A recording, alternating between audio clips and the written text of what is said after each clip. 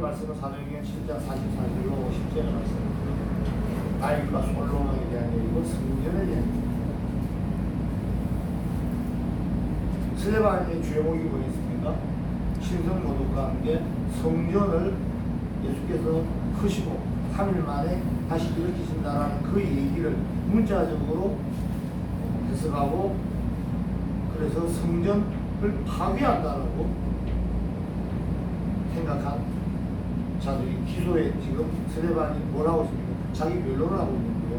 변론인데 목숨을 구하기 위한 변명이 아니라 그들의 잘못을 지적하고 하나님께서 주신 말씀대로 성령의 힘입어 지금 이스라엘의 역사를 통해서 얼마나 이민족이 하나님과의 언약을 끊임없이 배신하며 배반하며 살았고, 그럼에도 불구하고 하나님께서는 끊임없이 그들이 시험할 때마다 구원해 주셨고, 그리고 그들이 자랑으로 여기는 성전과 그 성경, 율법이 진정한 의미가 무엇인지를 지금 스데반이 설명합니다. 쉽게 말해서 지금 스데반의 오늘 본문의 이야기는 이렇습니다.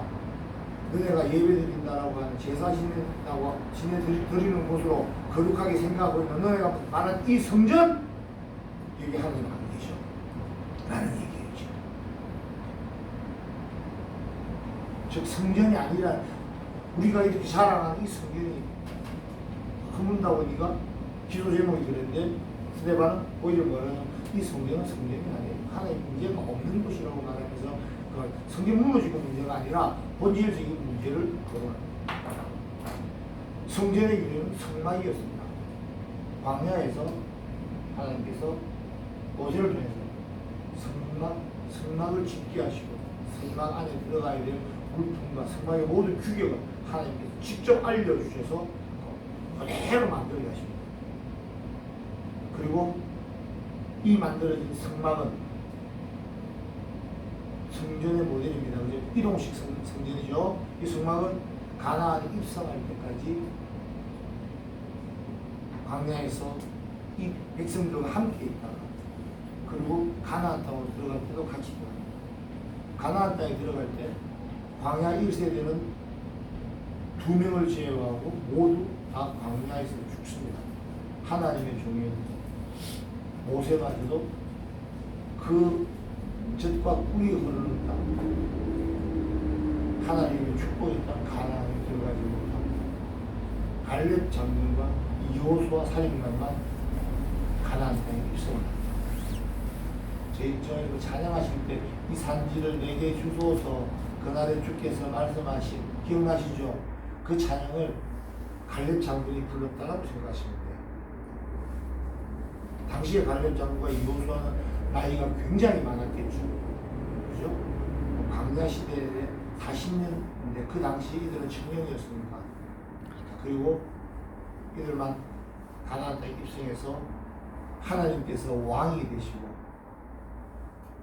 피비할 때 사사를 통해서 정치하시던 시절을 보내고, 왕국을 백성들의 요구에 의해서 하나님 허락하십니다. 초대왕 사울 이후에 다윗 왕이 전 세계에서 가장 강력한 제국을 건설한 다윗은 오늘 아까 오전에 나이 목사님 말씀하신 것처럼 하나님의 전에서 거하고 하나님의 전을 짓기를 소망했습니다.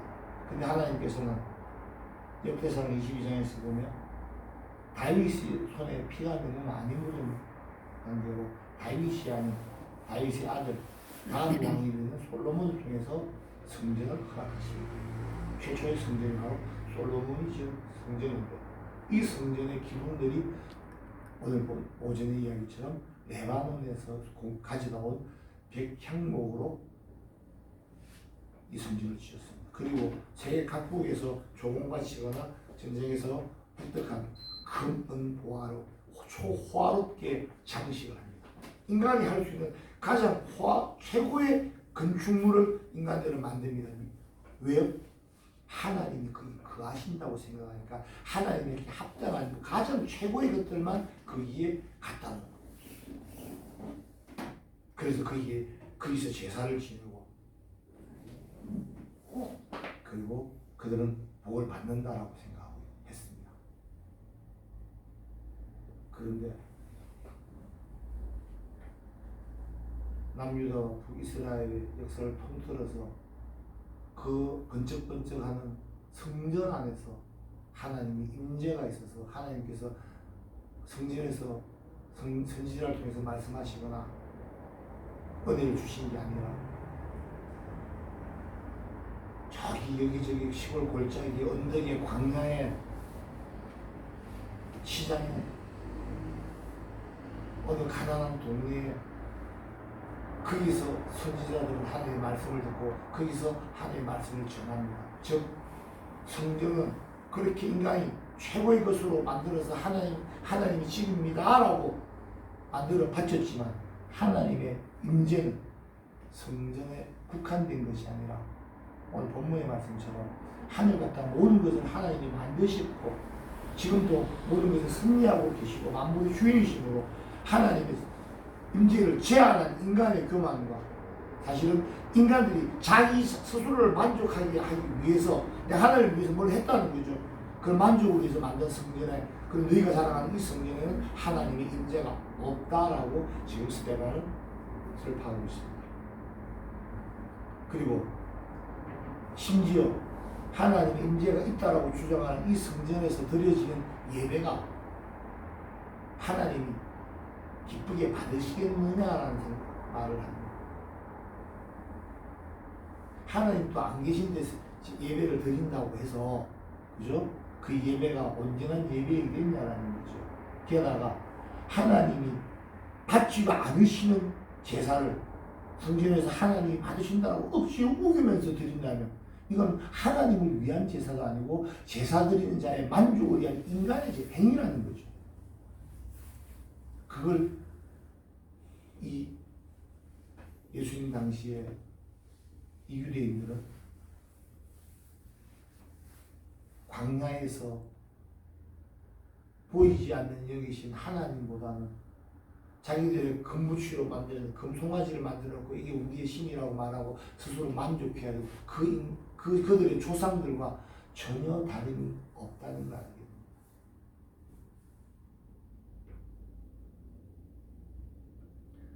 하나님이 안 계신 곳에 하나님을 위해서 예배를 드리고 제사를 지내는 제사 지내는 것이 그 행위를 통해서 자신의 구원을 스스로 착각하고 하나님의 받으셔야 될 영광의 자리에 자신의 행위를 통한 자기 자신의 모습이 하나님이 자기 대신 앉아있게 하는 그걸 그들은 제사라고 드립니다. 여러분들의 제사, 여러분들의 예배는 어떤지 우리 한번 점검해 봐야 될 것입니다. 내가 예배를 드렸기 때문에 내가 천국에 가요가 아니에요. 내가 진심으로 드려진 예배, 내가 온 힘을 다해서 드린 예배를 하나님께서 기쁘게 받으시는데 예배는 열심히 잘 드리고 삶의 자리에서 일상에서는 그 예배의 순간에 있었던 뜨거운 거룩한 마음은 다 사라지고 세상이니까 세상의 룰대로 살아야 되고 세상의 논리대로 살아야 합니다라고 하면서 세상 사람들과 전혀 다를 바 없이 삶의 모습을 통해서 하나님의 이미지를 드러내는 것이 아니라 더 철저하게 세상 사람들처럼 이윤을 추구하고 남의 것을 빼앗고 그렇게 살아갔어요. 이게 무슨 제사의 의미가 있겠습니까? 그래서 사무엘상 15장 20절로 23절에 사무엘을 향해서 사울 왕이 드린 제사에 대해서 선지자 사무엘이 말합니다. 순종이 제사보다 낫고 듣는 것이 숫양의 기름보다 나으니. 아멘. 삶의 모든 순간을 통해서 하나님 앞에서 살아간다고 생각하고 하나님의 말씀에 순종해서 살아가는 것이 제사보다 낫고 내 생각에는 이렇습니다. 내 의견은 이렇습니다. 나를 위해서 내가 나를 주장하는 그런 나의 말함이 아니라 하나님의 말씀을 듣는 것이 순양의 기름보다 낫다는 하나님의 말씀을 저 여러분은 마음 깊이 새기고 우리들의 모습이 과연 어떤 모습인지를 스스로 인식하시기 주의 이름으로 축복합니다. 아멘. 사람이 자신의 행위를 자기가 한 행위를 만족하는 것 그것이 흔히 말하는 오늘 본문에서 말하는 제사입니다. 자신의 만족이 아닌 정말 나를 낮추면서 겸손하게 하나님의 주권을 인정하는 삶, 즉 순종하는 삶을 하나님이 더 좋아하신다는 사실을 믿으시기 바랍니다.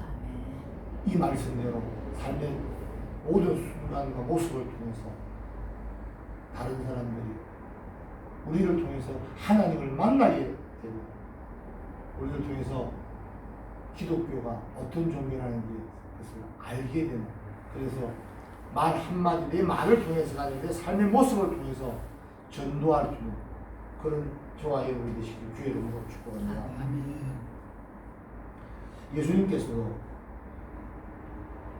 하나님의 임재와 예배에 대한 얘기를 요한복음 4장 24절에서 말씀하십니다. 예수님께서는 사마리아 여인에게 예배를 드리는 장소가 중요한 것이 아니라고 말씀하시면서 하나님의 영이심으로 영과 진리로 예배하는 자를 찾으신다고 말씀하셨습니다. 즉 하나님이 받으시는 것은 하나님이 기뻐 받으시는 예배는 어떤 예배라고요? 영적인 예배라는 거예요. 영과 진리로 드려지는 예배, 이 영적인 예배를 저와 여러분이 예배 드릴 때마다 이런 영적인 예배를 드리기 바랍니다. 왜 이 영적인 예배가 중요하냐? 하나님이 영이시니까 그렇죠. 하나님이 진리이시니까 영과 진리로 드려지는 예배를 찾으십니다. 그럼 어떤 것이 영적인 예배이냐? 하나님의 뜻을 분별해서 자신의 믿음의 분량대로 지혜롭게 생각하고 그리스도 예수 안에서 모두가 지체가 되어서 은혜대로 은사대로 살아가는 것이 바로 영적인 예배입니다. 특수한 공간과 시간에서 행해지는 예배라기보다는 살아가는 모든 순간에서 나와 관계된 혹 나의 역할에 합당하게 순종하는 것, 그것이 영적인 예배입니다. 특히 이 영적인 예배에서는 숫양의 기름이나 비둘기나 떡이나 과일이 필요하지 않아요. 영적인 예배의 제물은 저와 여러분의 몸과 저와 여러분의 생명과 저와 여러분의 인생과 저와 여러분의 시간이 곧 제물이라는 사실을 믿으시기 바랍니다. 즉 제물로 자신의 몸을 드리면 하나님 앞에서 자신을 몸을 낮추는 엎드리는 행위를 말합니다. 하나님의 절대적인 주권을 인정한다는 것이에요. 이런 삶의 자세를 영적인 예배라고 합니다. 그런데 이런 영적인 예배를 드리기보다는 문자적 의미의 형식적인 예배만 드리고 하나님의 말씀에 순종하는 것을 거부하는 자들, 이런 제사는 받지도 아니하실 뿐만 아니라 이걸 불순종이라고. 특히 불순종의 극치가 이 스데반이 지적하는 것처럼 뭐예요? 너희는 하나님께서 약속하신 구세주, 구원자, 메시아마저도 거부하였다. 하나님께 순종하기보다는 자신의 이익을 추구하는 인간의 모습을 지적합니다. 하나님과 상관없이 살면서 자신의 제한된 능력을 발휘해서 제한된 시간 안에서 어떻게 하면 더욱더 이기적이 되고 더욱더 교만해질까, 그걸 연구하고 열심히 일하는 자들이 바로 인간의 모습. 하나님과 상관없습니다. 죄와 하나님 말씀을 순종하기보다는 자기 자신을 위한 삶을 살고 있습니다. 하나님의 자리에서 하나님을 내모르고 자기가 그 하나님의 자리에 앉아서 모든 것의 주인이나 행하고 있습니다. 순종하려니까 뭔가 손해보는 것 순종하려니까 뭔가 귀찮고 피곤하고 남을 위하는 것보다 나를 더 사랑해야 된다는 이상한 소리를 해내면서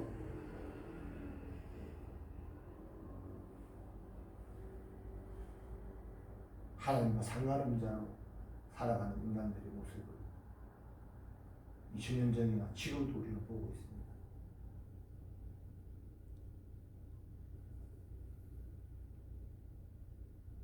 주체성이나 자신의 정체성을 모르는 자들이 최근 들어서 많아져서 자기 자신을 먼저 사랑하라는 얘기를 합니다.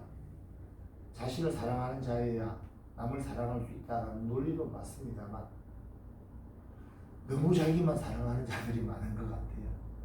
또 너무 자기만 사랑하는 시간이 우리에게도 많지 않은가 돌아봐야 할 것입니다. 나를 사랑한다는 내 안에 계신 하나님께서 내 안에 계심으로 내 자신을 귀히 여기고 내 안에 계신 하나님을 위해서라도 내 자신의 존엄성과 내 자신의 가치를 인정하며 살라는 것이지 남보다 나아져야 되고 내 것을 먼저 주장해야 된다 이런 의미는 아니라는 거예요. 특별한 의식보다는 모든 순간에 하나님의 절대적인 주권을 인정하는 삶을 살아가는 저와 여러분이 되시길 주의 이름으로 축복합니다. 하나님을 찾으시는 예배는 바로 이런 삶을 살아가고 있는 저와 여러분의 인생을 뭐라고 부른다고요? 영적인 예배자라고 부른다는 사실을 믿으시기 바랍니다. 특히 이제 회개하고 예수 그리스도를 영접하여 하나님의 자녀로 살아가기를 결단하고 예배에 형식적인 예배에도 참여하고 삶의 모든 순간을 하나님의 자녀답게 살려고 애쓰는 자들, 즉 성화의 삶을 살아가는 성도들에게도 이런 영적인 예배자의 곳에 자세가 좀 더 구체적으로 확립되어야 될 필요가 있습니다. 그것이 바로 뭐냐면 자신에게 주어진 하나님의 뜻, 하나님의 의지, 하나님의 계획, 구체적으로 여러분에게 실제적으로 드러나는 것은 은사 내지는 하나님께서 주신 미션 사명입니다. 근데 보면 남의 뜻이 커 보이고 내가 하는 일보다 남이 하는 일이 더 좋아 보이는 것이 인간의 마음에 사탄이 심어놓은 시기 질투라는 거. 그래서 불만족을 유발해서 사람의 마음을 공허하게 만들고 쫓기게 만들고 평안하지 못하게 만드는 이 죄악의 선포기가 저와 여러분의 모든 인간의 마음속 깊이 우리 갖고 있다는 걸 우리가 자각을 하고 언제 그것이 드러날지 모른다는 생각을 하고 성령의 불로 그것이 완전히 태워지고 그래서 내 안에서 죄의 어떠한 모양도 일어나지 않을 때 그때가 저와 여러분이 하나님 주시는 영원한 생명을 유지하며 살아가는 그 영화의 단계, 그 영화의 단계에 도달하기 전까지 이 성화의 삶을 살아가기가 결국 쉽지 않지만 하나님께서는 저와 여러분에게 예수님을 통하셔서 그 길을 먼저 걷게 하시고 예수님을 본받아 그 좁은 눈으로 좁은 길로 저희를 오라고 하시고 예수님께서 그래서 자기 십자가를 지고 나를 따르라고 하시는데 우리는 그 성화의 길이 세상적인 관점에서 봤을 때 너무나 불편하고 너무나 내게 당장 큰 일이 안 된다는 이유로 천국에 들어가기 힘쓰기보다는 미루는 모습이 너무나 많지 않았나 생각해봅니다. 미루지 마십시오. 회개할 때 기회를 주셨을 때 회개해야 되는 것처럼 지금 내가 나아가야 되는 이 길이 하나님께서 주신 길이고 하나님 인도하신 길이라면 지금 가야 돼. 나중에 간다고요? 나중에는 길이 없거나 문이 닫혔을 수도 있습니다.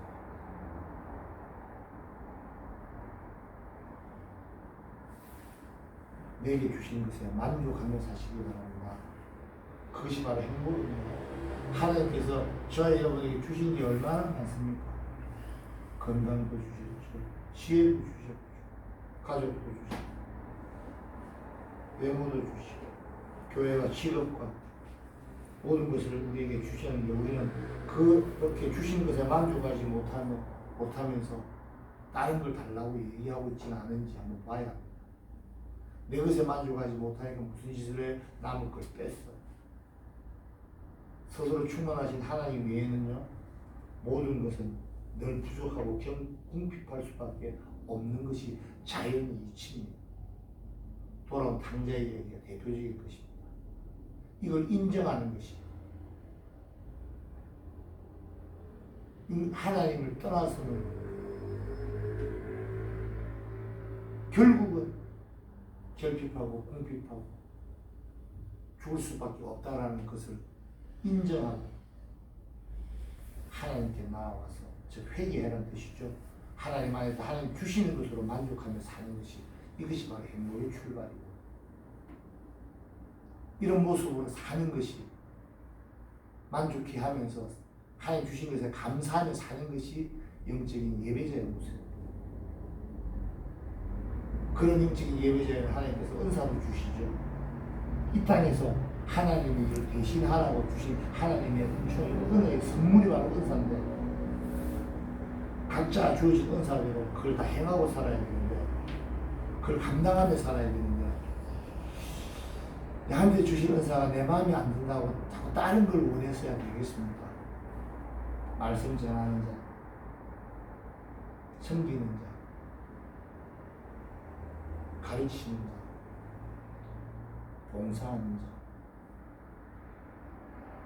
각자에게 주신 은사에 감사하며 잘 감당하는 것이 성도의 삶의 바른 자세이며 그것이 삶을 내 몸을 제물로 드리는 영적인 예배라는 사실을 믿으시기 바랍니다. 아멘.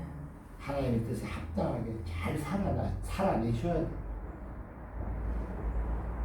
하나님의 뜻대로 행하신다라는 것이 내게 주신 은사대로 내게 주신 뜻대로 내가 순종하며 사는 것이 자신의 시간을 하나님의 뜻에 합당하게 사용하지 않고 자신의 의지대로 이기적인 욕심에 충족을 시키기 위해서 산다라면 그렇게 살면서 교회 와서 주여 아무리 열심히 해도 하나님께서 그 사람의 인생을 그 사람이 드려진 예배를 받지 아니하신다는 사실을 명심하시고 내 삶의 모든 순간에 하나님께 드리는 영적인 예배의 시간이 되시길 주의 이름으로 축복합니다. 아멘. 예배는 행위가 맞습니다.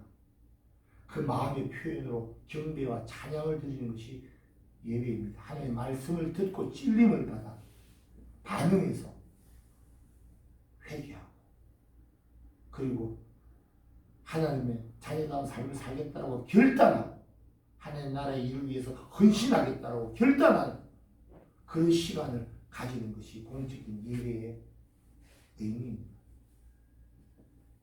죽은 동물이나 죽은 몸을 드리는 게 아닌 것처럼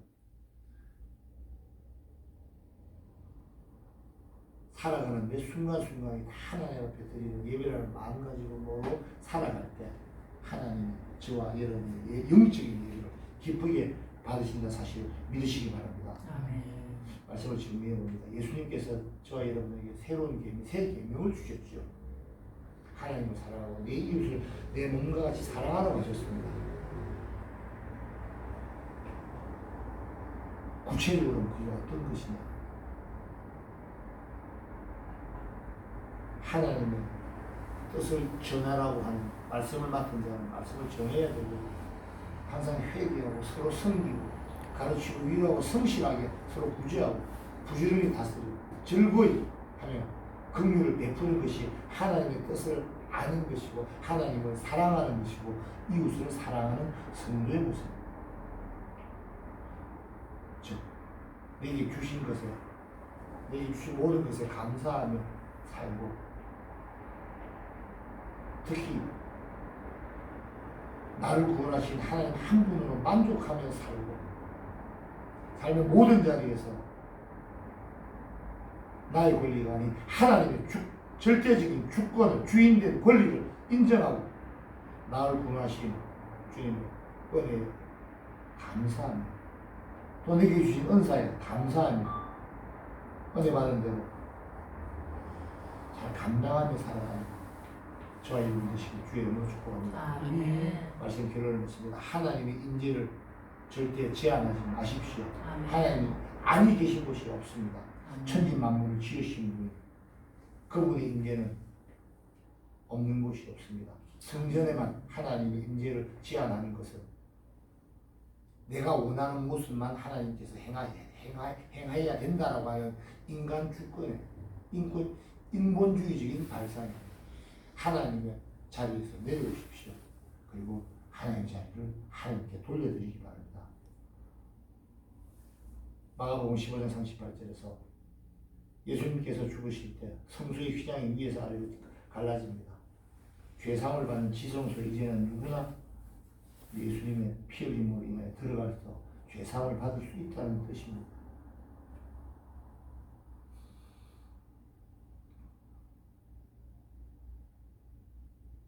이건 주님의 은혜 어떻게 보답하시겠습니까? 죄로 인해서 하나님 앞에 나아갈 수 없으니 제사장을 통했어야 됐고 제물을 통했어야 됐는데 이제는 예수님의 은혜로 죄사함을 받을 수 있는 시성소에 저와 여러분은 예수 그리스도의 이름을 힘입어 들어갈 수 있게 되었다는 것은 꼭 성전뿐만이 아니라 삶의 모든 순간에서 내가 제사를 집전하는 제사장이 될 수 있는 많이 제사장입니다. 그리고 이제 예수님의 은혜로 하나님을 어느 곳에서나 부를 수 있고 또한 내 삶의 모습을 통해서 영과 진리로 예배드리는 모든 순간순간이 예배의 시간과 모든 삶의 장소가 예배의 장소가 될 수 있도록 우리 주 예수께서 그 문을 여셨다는 사실을 믿으시고 주님의 은혜에 뭔가 보답하며 사는 저와 여러분 되시길 주의 이름으로 축복합니다. 주님의 은혜를 보답하기를 더욱더 영적인 예배를 드리는 것을 소망하시기 바랍니다. 하나님의 사랑 안에서 거하시는 것, 하나님의 말씀 안에서 거하고 예수님의 마음을 닮아가는 것, 그것이 바로 주님의 은혜를 보답하는 것입니다. 특히 더 많은 영혼들을 지성소로 인도하여 죄사함을 받게 하는 전도를 통해서 주님의 은혜 조금이라도 보답하는 저와 여러분 되시기 바랍니다. 진정한 성전은 하나님이 계신 곳입니다. 마음과 뜻을 다해 드리는 예배가 아니면 하나님이 아니 받으신다고 합니다. 하나님의 인재가 없는 곳은 교회도 성전이 아닙니다. 교회에서 예배를 그렇게 드리고 삶의 자리에서 하나님의 자리에서 살지 못하면 아무 의미가 없는 것처럼 항상 깨워서 나의 인생의 모든 순간에 하나님께 드려지는 영적인 예배의 시간이라는 것을 명심하시고 항상 하나님 앞에서 영과 진리로 예배드리는 예배자의 모습으로 살아가시는 저의 여러분 되시기 주의 이름으로 축복합니다. 그것으로 하나님께 주신 이 모든 것에 감사하시고 나의 인생의 모든 것을 하나님의 뜻에 합당하게 잘 누리고 살면서 항상 하나님께 감사와 찬양을 올려드리며 저와 여러분 되시기 주의 이름으로 축복합니다. 아멘. 기도하시겠습니다.